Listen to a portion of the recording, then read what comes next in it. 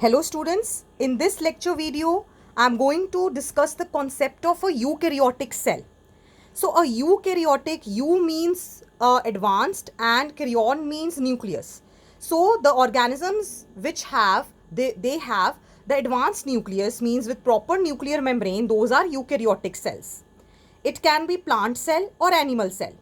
Let us first look at the differences on the basis of certain characteristics. Let us take cell wall first. In plant cell it is present, in animal cell absent. Chloroplast and other plastids present in plant cell, absent in animal cell.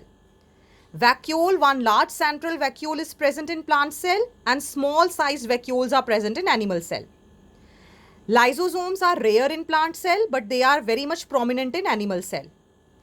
Golgi bodies are called as dictyosomes because few, you can say, cisternae are present, but in animal cell a full Golgi complex is present.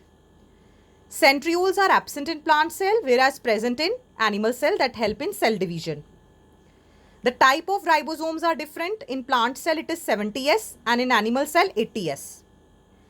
Plasmodesmata, which connects neighboring cells, is present in plant cell whereas in animal cells there are certain cell junctions. Now let us look at the plant cell and animal cell. See, majority of the plant cell is covered by a vacuole, you can see over here. And there are plasmodesmata also, which are the connecting links. These are the connecting links with the cytoplasm. Coming to the animal cell, firstly it is not that regular in shape, we can see.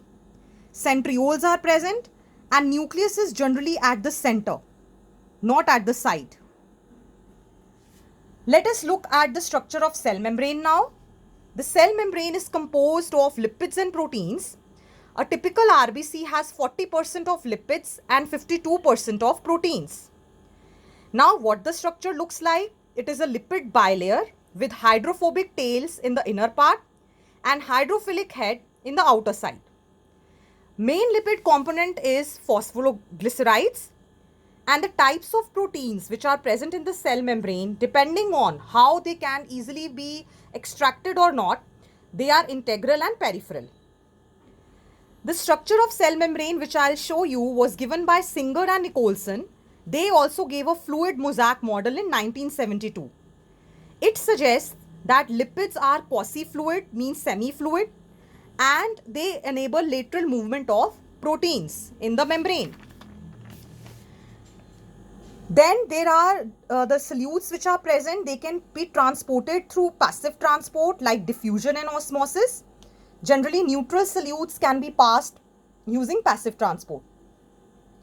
Coming to active transport, they generally need a carrier protein, a helper or ATP. So movement of polar molecules is done with the help of energy and through the active transport because polar molecules are unable to pass through the hydrophobic area of the lipids. Now this is the actually structure which they suggested, Singer and Nicholson. This is the lipid bilayer which we can see over here. These are the integral proteins, part of the membrane, and these are the peripheral proteins. Certain glycoproteins which contain carbohydrates are, you can see, attached outside. Lastly, coming to cell wall, it protects the cell and it is present in a plant cell. So algae also comes in plant kingdom. What composition is there? That is different from plant cell wall. Algal cell wall is made up of cellulose, galactans, mannans and minerals. Whereas plant cell wall is made up of cellulose, hemicellulose, pectin and proteins. Now the cell wall of any young plant children is called as the primary cell wall. Later on, secondary cell wall starts forming in the inner side of the cell. Now lastly, there are two important terms, middle lamella and plasmodesmata. Middle lamella is composed of calcium pectate and holds the neighboring cells. You can see over here, plasmodesmata is the connecting link between the two neighboring cell cytoplasm and middle lamella is the connecting link between two neighboring cells. You can see. So if suppose this is cell 1, this is cell 2, this is plasmodesmata, which is attaching the two cytoplasm of the cells, and middle lamella is here. It is holding the neighboring cells tightly.